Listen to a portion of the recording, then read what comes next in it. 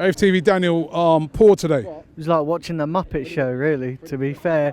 Between Arsenal's poor performance and the standard of refereeing in that game, I thought the referee wasn't that great, to be honest. I'm glad you mentioned the referee. Now, I can't understand what happened, right? You got a player who seemed to be, I don't know what time in it, he was down for ages, plus the time that should have been added on, and they only added on 5 minutes.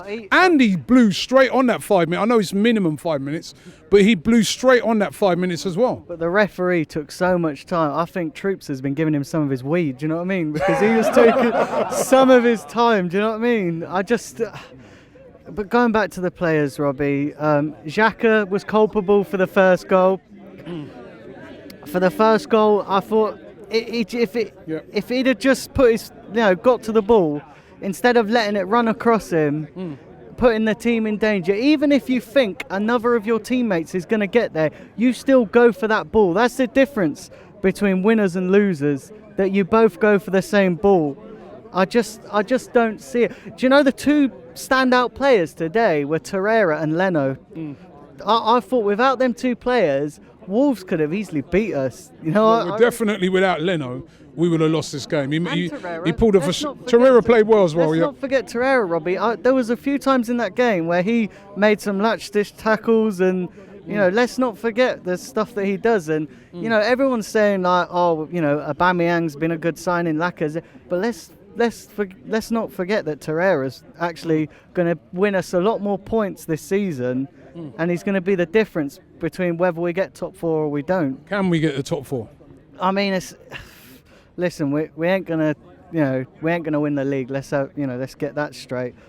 But I just feel like today's performance, we've worked so hard to get to where we are.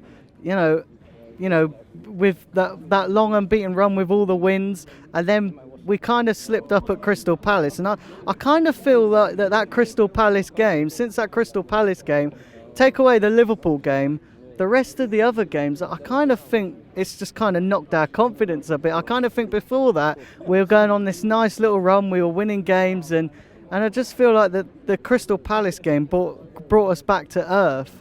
But I just feel like today it was kind of like these players, all the work that Emery's put in, all the trying to implement his own philosophy. I just felt today the players threw that completely out the window and decided to do their own thing. And like Claude says in his interview, that a lot of the players were ignoring Emery's instructions. You can't ignore the manager's instructions. And I just think certain players, like Ozil, I think he had a poor game today. I don't think he influenced the game enough.